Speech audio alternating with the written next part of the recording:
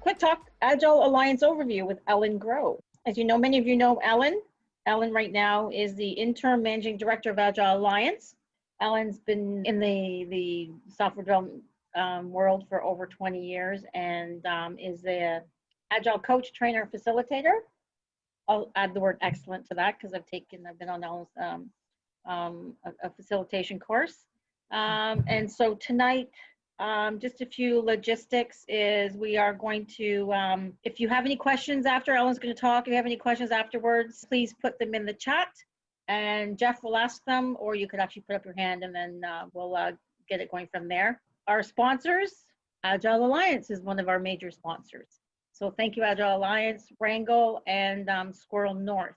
Anyways, Ellen, it's all yours and enjoy, everybody. Well, welcome everybody. Thank you for coming and hanging out with me for a few minutes tonight. It's exciting to be able to talk to my Toronto friends, given that I haven't seen any of them in person for so long, this being 2020.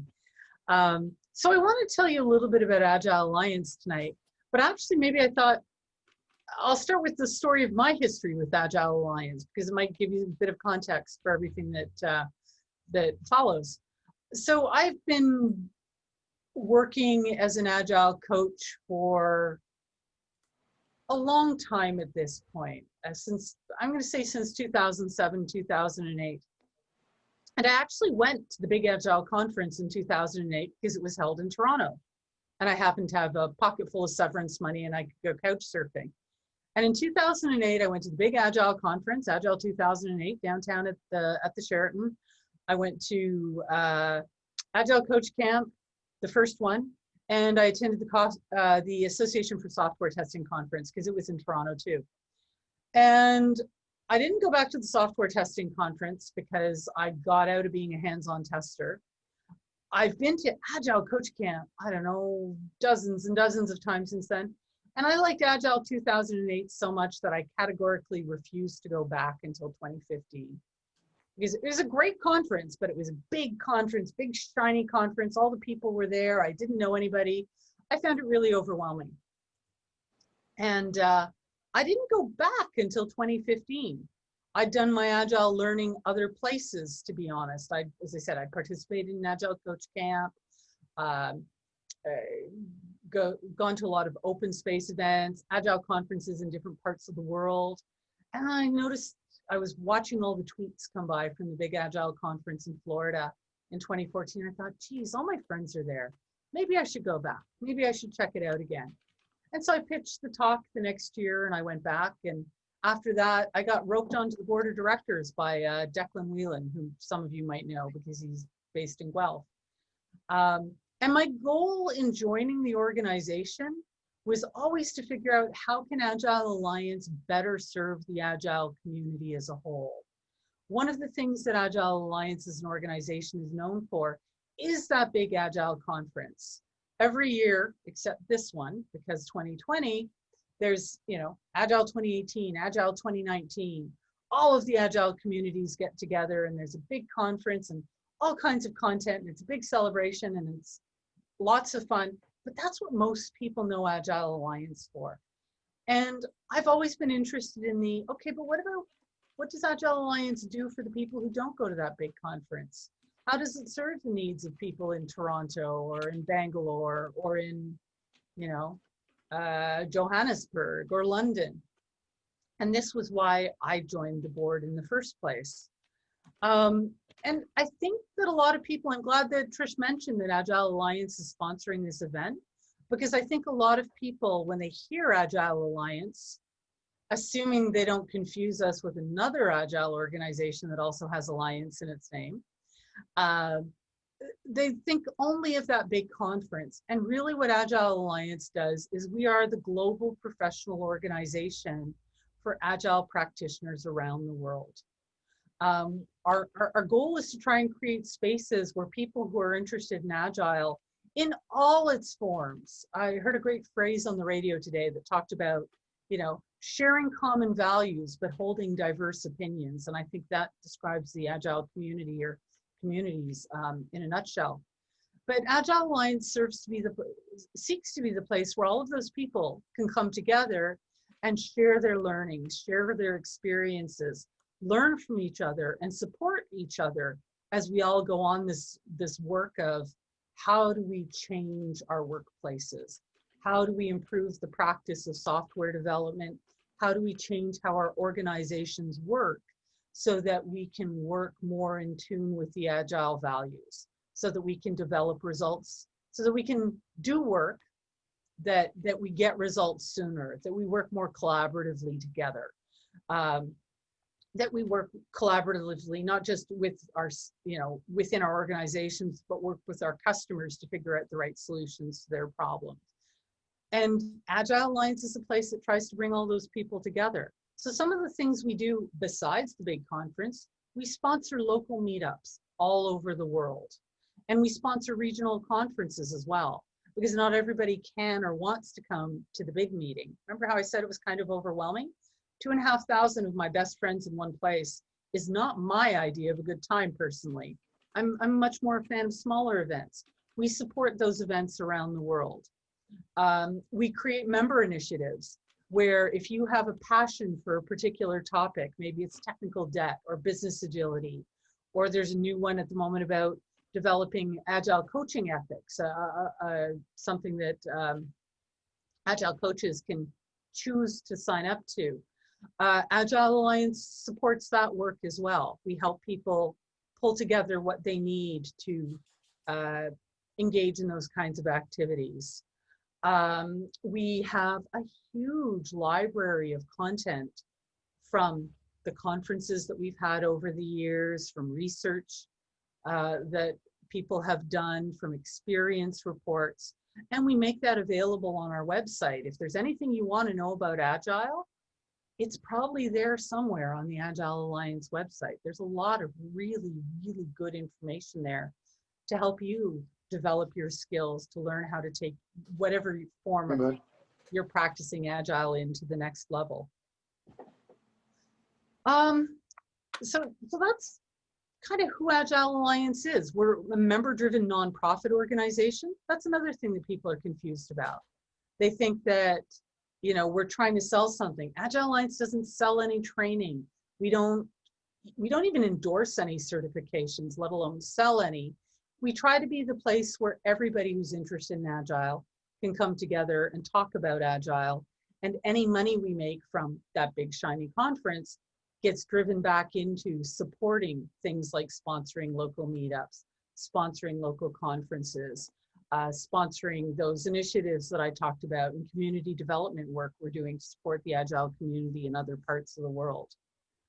So having said that, just the other thing I'm going to point out is 2020 has been a big year of change for the Agile Alliance. It's, we had to cancel both of our physical conferences, both of the physical conferences that we host ourselves this year. Deliver Agile, which is a technical conference, and Agile 2020, which was supposed to happen in Orlando. Both couldn't happen because of COVID. And I'll just say that that caused a major disruption to our business model, and leave it at that. But it's also given the opportunity for us to rethink about how do we want to have these big gatherings. As we're thinking about what are we planning for 2021 and what we're planning for the remainder of 2020, because of some of the constraints imposed by COVID, it's given us the opportunity to think about how can we make our events more accessible to different people in different parts of the world? How can we make them more accessible to people who don't necessarily want to go and immerse themselves in a full day, all day experience? And so we've started off doing some things. We've got some webinars that are going on that are pretty interesting. There's going to be a great one next week about how can you boot up your technical career during a pandemic? How can you brush up your resume and get hired if you're somebody who's been affected by the pandemic? We had an awesome session earlier this week around our experience reports program, where 3 Agile coaches from all over the world, there was somebody from the US, somebody from Nigeria, sharing their very, very personal, very powerful stories of participating in organizational transformations, but also personal transformations. And so, you know, having to move things online has been a challenge, but it's also allowed us to connect with many more people. So yeah, it has been an interesting year, and I didn't expect to end up in this job myself, to be honest, just to be fully transparent. That's been another big change for the organization this year. Until this year, it had the same managing director since 2007. And just at about the same time as the pandemic hit, the managing director indicated that they wanted to make a change of plans. And so we're dealing with that in the organization as well. And I'll just say that, although I don't want to talk a whole lot about this in public, to be honest, I'll just say it's been an interesting experience really having skin in the game as a transformation coach, because one of my dreams in joining the board was to help the Agile Alliance become a more agile organization itself. And I'll just say that's another opportunity that 2020 has offered. So I'm going to stop babbling at the moment, and hopefully I've given you a little bit of an overview about the kind of work that Agile Alliance does. I would encourage you, if you're interested in learning more, to go visit agilealliance.org after we finish talking today, and you can see here are all the initiatives that the Agile Alliance sponsors. Wow, here's all the regional conferences that they were involved in last year. It'll give you a sense of the span of activities that we have going on. I'm going to stop there for a moment, see if anybody has questions. That's awesome, Ellen. That's a phenomenal sort of, 30-second overview in 10 minutes on so many things that are going on. Just a reminder, folks, if you do have questions, feel free to throw them in the chat, or just let me know that you're looking to ask a question, and I'll make sure that that we create the space for it. A couple of questions, Ellen, that have sort of happened already. And that are coming up, and you kind of touched on it with the experience report from the gentleman or lady from US and Nigeria collaborating on things. But diversity has been a very hot topic in a lot of places right now. The Agile Alliance seems to have their conference every year in the US, their big conference. I'm wondering what other sort of worldwide events or how diversity is represented maybe on the board of directors and with other events that the Agile Alliance is involved in. So let me cover that in two different ways, because there's a couple of topics that I want to get into there, maybe three actually. So increasing diversity has been really important to Agile Alliance. It started off as an American organization. When it started in 2001, and it was founded by some of the signatories of the Agile Manifesto, it was pretty much everybody on the board of directors was based in the US. In the intervening years, we now have an international board of directors. Half are based in North America, half are based or elsewhere in the world. And we try to strive for diversity along a number of dimensions. In terms of gender, in terms of national origin, in terms of all kinds of things. And as an organization, we are trying to make steps actually to help the Agile community become much more diverse. One of the very polarizing things about 2020, of course, is looking at the events that have happened in the US, which are not unique to this year, but some pretty egregious examples of anti-Black racism and the Black Lives Matter responses that have sprung up. And this year we started a series to talk about how do we grow racial equity in the Agile community. We ran our first part of the series over the summer this year. It was a fascinating global conversation, even though it was very much scheduled for North America. We had people dialing in from all over the world to take part. And we had a really great learning. There were some really great learning experiences that came out of that. There's some new initiatives that have developed to create mentoring programs and to do some other activities in order to make at least our corners of the Agile community more welcoming to people from a broad variety of backgrounds. And we're looking to continue that work in other parts of the world as well, because of course it was based in the North American context. And while issues of racial inequality are worldwide, they're also very culturally specific. So we're hoping to set up a similar series that's based more in Africa and possibly one in the Asian Pacific area. Those are coming down the road. In terms of how we make events more accessible, though, to get to the other part of the question about, hey, the big conference always happens in the US, which I can tell you the planning team really loves me because I'm the person who gripes the most about that, gripes the loudest about that. The way the big Agile conference, it's contracted 3 years in advance, first of all. It's at a scale where it requires a certain size of venue, and we look for places where we can have the conference and hotel accommodation for all of the participants who want to stay there, all in the same venue. And there are fewer places on the planet like that than you might think. When the conference was last in Toronto, the conference was about 1,500 people. The annual conference is now 2,500 people. And there are actually, I hate to say this, there aren't any facilities in Canada that are hotels that size that also have conference facilities. And that is seriously one of the reasons that it has stayed based in the US. Having said that, what the Agile Alliance is doing is we've started to partner with conferences in other parts of the world.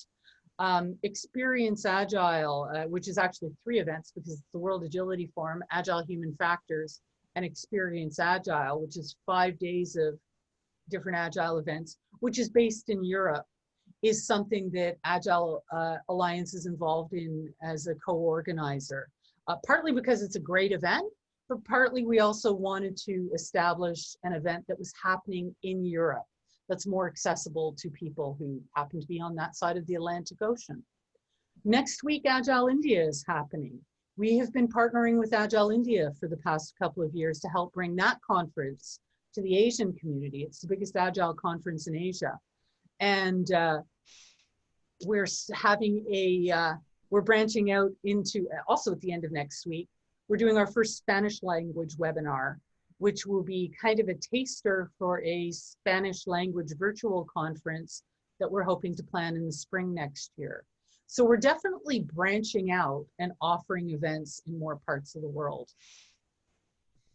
That's really cool. I'm impressed to hear how much there is going on, and it sounds like, you know, it's certainly at the top of the mind of sort of your planning and events that are going on. You've been on the board of directors now for a number of years before taking over this year as the interim managing director. What changes have you seen in your time, or what evolution have you seen that's worth noting sort of in your time of being directly involved? So one of the changes has been that engagement in a variety of events around the world.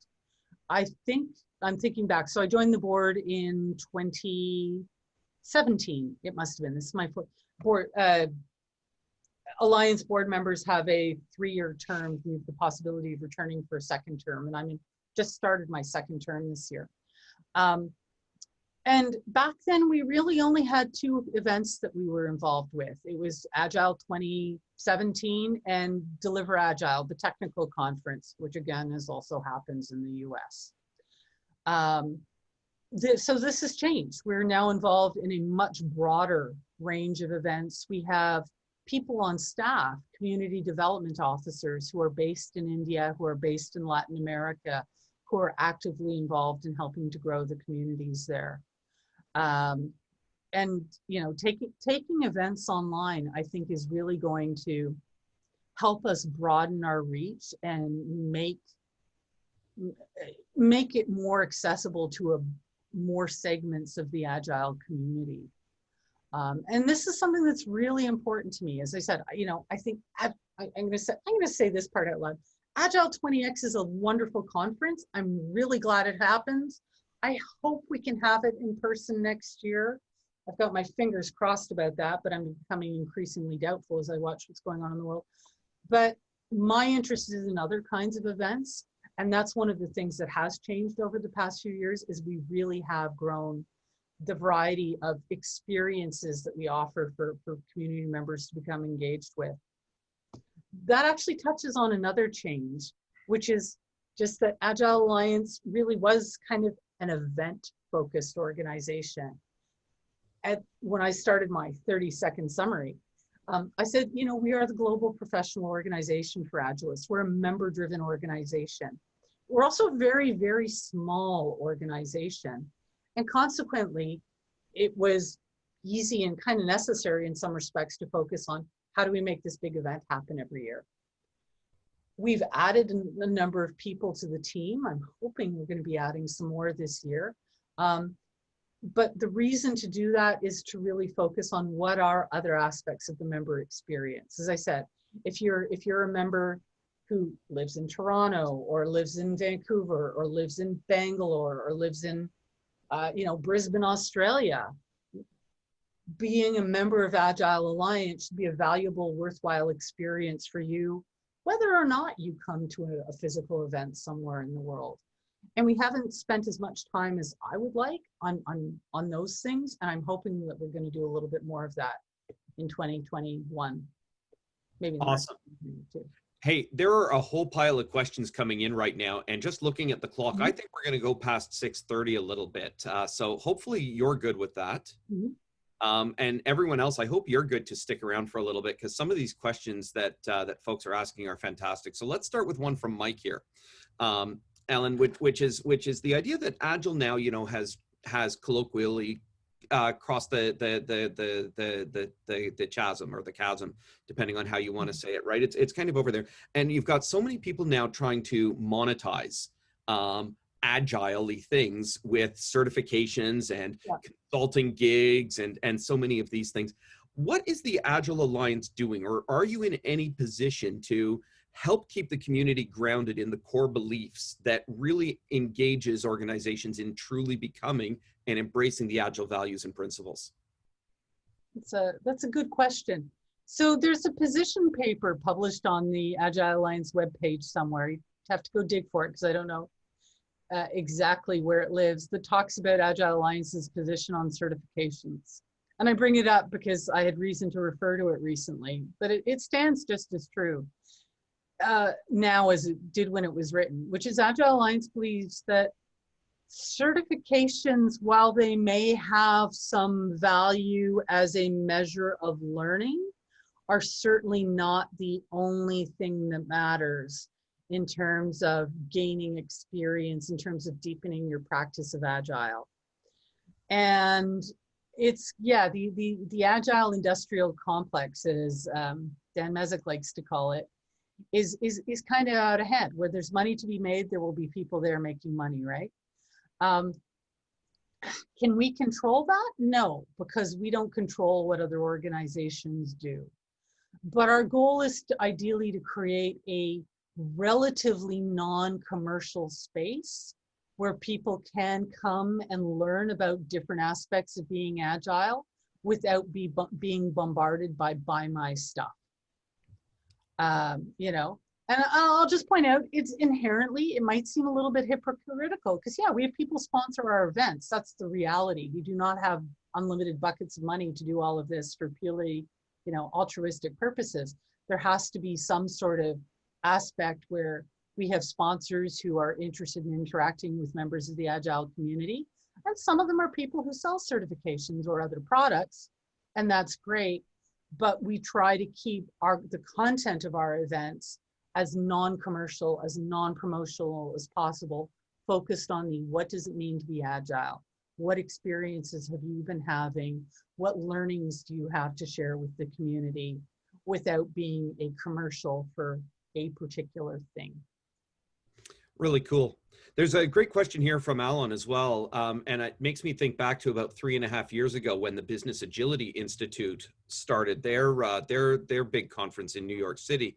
And it talks about, maybe if you can talk about how the Agile Alliance has been involved in non-technology applications of Agile. Lots of practices and principles, like nothing, even though it's the Agile Manifesto for software development, the principles go well beyond that. And I'm wondering if the Agile Alliance or you have been able to sort of embrace any of that,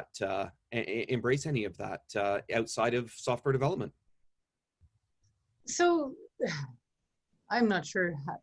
Sorry, I'm trying to figure out how to put this into words, because this has been a subject of extreme amounts of conversation during my tenure on the board, for sure. Because if you go to our website and you look at what our mission statement, it is firmly grounded in, we believe that we are supporting people who are practicing Agile in the context of building software.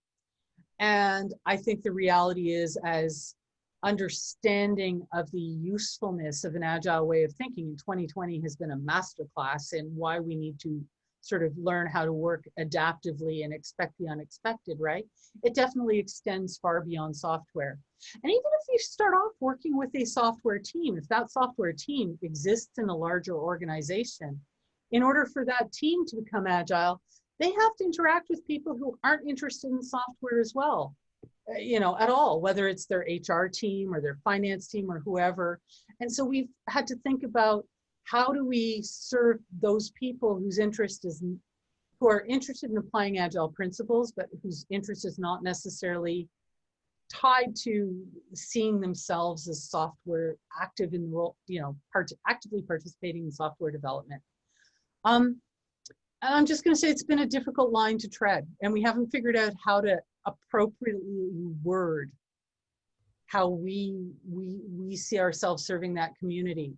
Our focus is there's still a big focus on people who are working in software or related to, people who are making software or people who are working with people who are making software. But we recognize that these principles have value and application outside of that.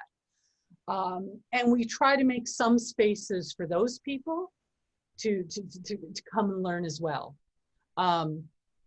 It's a bit of a catch-22 though, right? Because if you diffuse your focus too far, suddenly, the people who are very technically minded are like, you're not speaking to us anymore. What's up with that? All this is about project management, or all of this is, we joke about the Agile winery. What about us? But I believe that we can still maintain a focus on how do we still stay true to our roots of thinking about this in the context of software development? Because I will say, I don't think we've solved that problem yet in terms of helping the practice of software development be more routinely agile. But we can still open our tent big enough that people who are not directly related to the practice of building software can see, hey, I see myself in that picture. I have something to learn here. I have something to contribute to the conversation. That really resonates, Ellen, and it ties back to something you said earlier with the idea of we have common values but different practices, and I think you've really embraced that, to sort of in that answer, sort of reiterating it just from a different perspective. So thanks for that. It is 6:33. I got a couple of questions left from folks, but if anyone does have to drop off, Tom has just posted a link in the chat window. We'd love your feedback on how we can make these quick talks better, or what topics you'd like to hear. So please take a moment if you do have to drop off to fill that out. But if you're able to stick around for a minute, there's a couple more questions, Ellen, that I'd love to get to, if that's okay. And one of them is, going back a little bit, we talked about the fact that you joined the board of directors originally to figure out ways that you could better help serve the community. I'm wondering what you know now, 4 years after you joined the board of directors. What do you know now that you wish you knew 3 years ago? Oh, wow. It's been a busy 3 years. So one thing that I wasn't really aware of was actually how small an organization Agile Alliance is particularly since I've stepped into the role of managing director.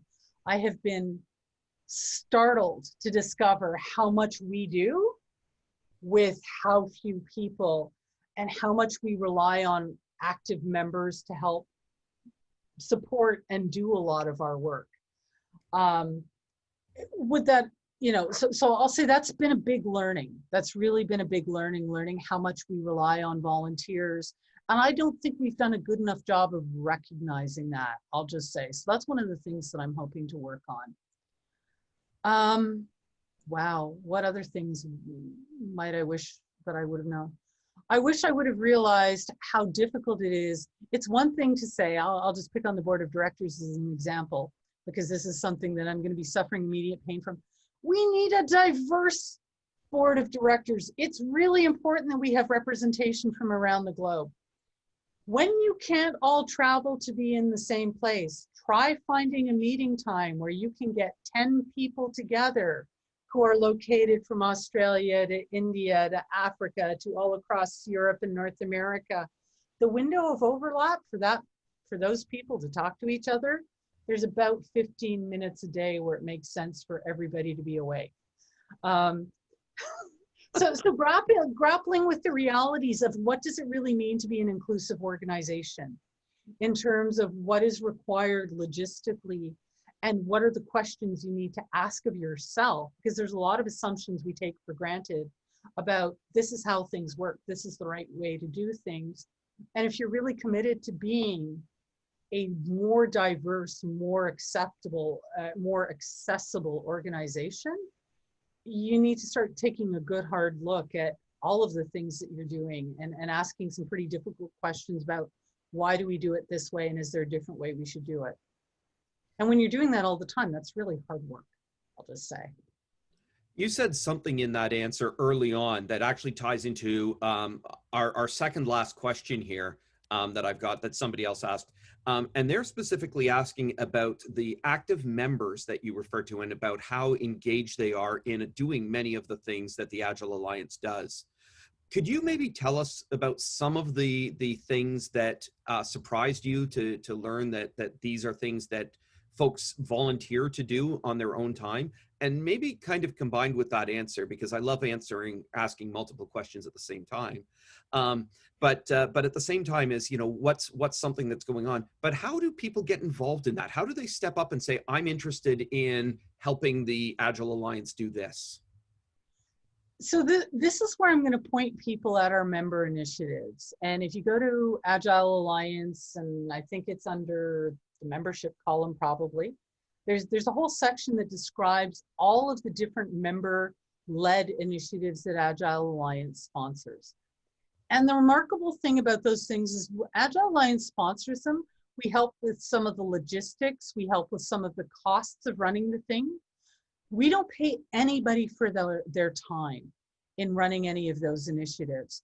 And that spans everything, our initiatives are everything from, hey, there's a small group of people and they get together a few times a year and talk about supporting Agile adoption and publish some really interesting thinking and writing and experience reports on that. And they do that purely as volunteers. The conference, the community meetup group sponsors. We sponsor meetup groups all over the world.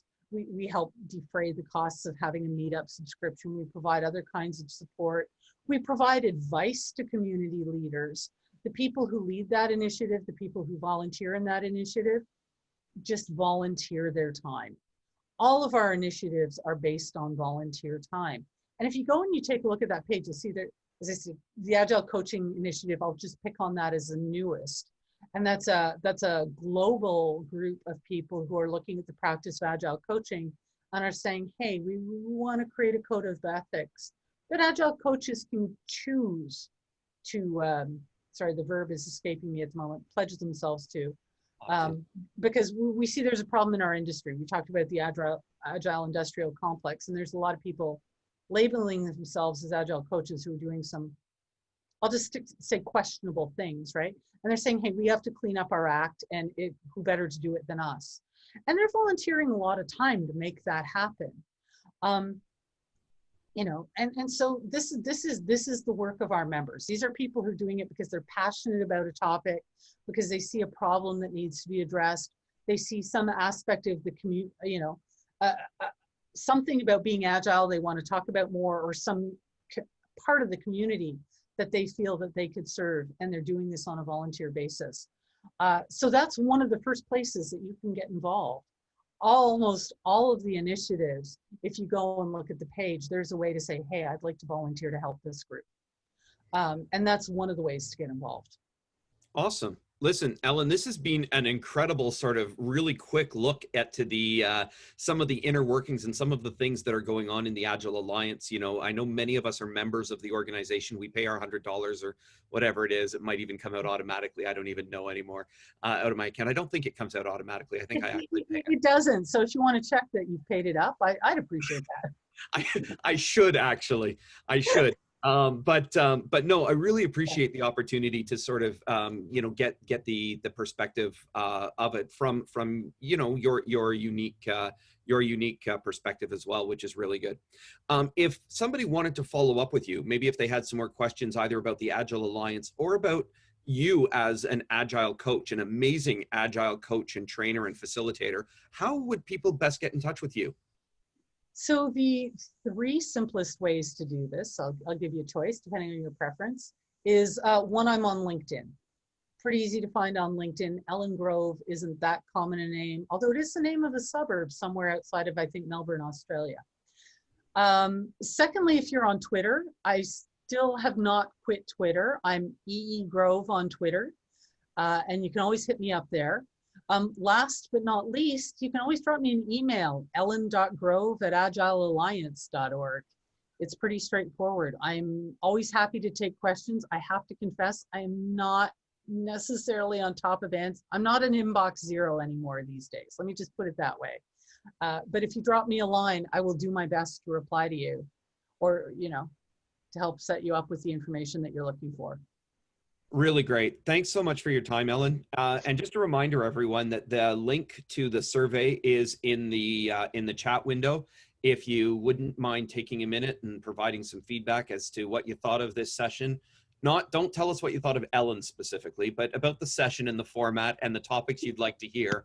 You could do that too if you wanted. But if you really wanted to share your perspectives on Ellen, I mean, that's fine. I guess we'll read them. But no, that would be great if you can please put that. Please feel free to share that with us. And Noel's posting a couple of those links as well in the chat window. But thank you, Ellen, for your time. Everyone, thank you so much for your participation in the questions tonight. So much fun. And I just got a secret message, a private message on here, and it says, "My perspective of Ellen. Awesome." All in capital letters.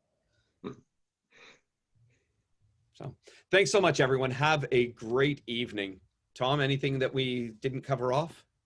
No, that was great. Thanks so much, Ellen. Thanks, that went really well, and really interesting to hear all of the info about Agile Alliance. And I think I was part of that crowd that just saw Agile Alliance beyond their support for us as running these big events. And so getting a bit of a perspective on some of the things that are going on behind the scenes, I really appreciate it. Yeah, no, very good. I same thing. I did all that. Excellent. Thank you. Thank you, Ellen. Thanks everyone for coming out.